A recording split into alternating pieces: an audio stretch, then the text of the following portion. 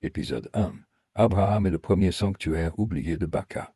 Et si je vous disais que le premier sanctuaire d'Abraham, que le Coran appelle Ibrahim, n'était pas au Moyen-Orient, comme on le raconte depuis des siècles, mais en Afrique du Nord, au cœur des terres cananéennes de Tarshish. Et si toute l'histoire sacrée avait été déplacée vers l'Est pour effacer la véritable origine des prophètes? L'histoire commence à Ur, en Mésopotamie. Une cité immense, remplie d'idoles et de temples. C'est là qu'Ibrahim, alayhi salam, encore jeune, ose défier son peuple.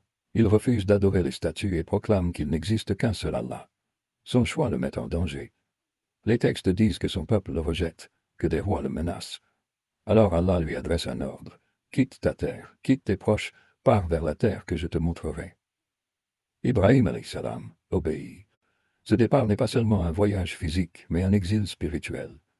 Il laisse derrière lui les temples, les coutumes et les croyances anciennes, pour suivre la voie d'Allah, l'unique, l'invisible.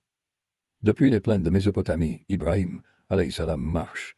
Il franchit les fleuves, traverse les royaumes. Il s'arrête en Kémet, l'Égypte antique, au pays des pharaons, où il découvre la puissance et la science d'une civilisation déjà millénaire. Mais il poursuit sa route, toujours plus loin vers l'Occident, guidé par la promesse d'Allah. Ibrahim atteint une nouvelle terre que les anciens appelaient Tarshish, ou Canaan occidental. Un territoire qui correspondait plus tard aux terres de l'Empire de Carthage, s'étendant sur une partie de l'Afrique du Nord et jusqu'aux côtes de l'Espagne. À cette époque, Tarshish n'était pas une contrée isolée. C'était un centre prospère, carrefour de peuples marins et commerçants. Et sur place, on parlait une langue sémitique très proche du punique, une langue sœur de celle d'Ibrahim, alayhi salam. Cette parenté linguistique lui permit de s'intégrer, de communiquer et de transmettre son message. C'est dans ce cadre qu'Ibrahim alayhi salam érige son premier sanctuaire. Un lieu appelé Baka. Pas un temple couvert d'or, ni un palais majestueux, mais un édifice simple, bâti avec des pierres tournées vers Allah, l'unique.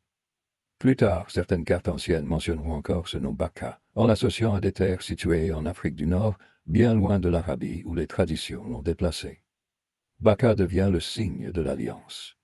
Le témoignage concret d'Ibrahim alayhi salam, l'homme qui a tout quitté pour répondre à l'appel d'Allah. Mais alors, une question dérangeante se pose. Si Ibrahim alayhi salam a bâti son sanctuaire en Occident, pourquoi les traditions ont-elles déplacé son histoire vers l'Est? Qui avait intérêt à faire oublier que la première terre sainte pouvait se trouver ailleurs? Ce sanctuaire n'était pas seulement un monument de pierre, il marquait le début d'une nouvelle ère spirituelle. Et ce souvenir, malgré les déplacements et les falsifications, a survécu à travers les récits bibliques et coraniques. Dans le prochain épisode, nous verrons comment ce sanctuaire de Baka devint un point central pour les descendants d'Ibrahim. Et pourquoi son souvenir continue de hanter l'histoire jusqu'à nos jours.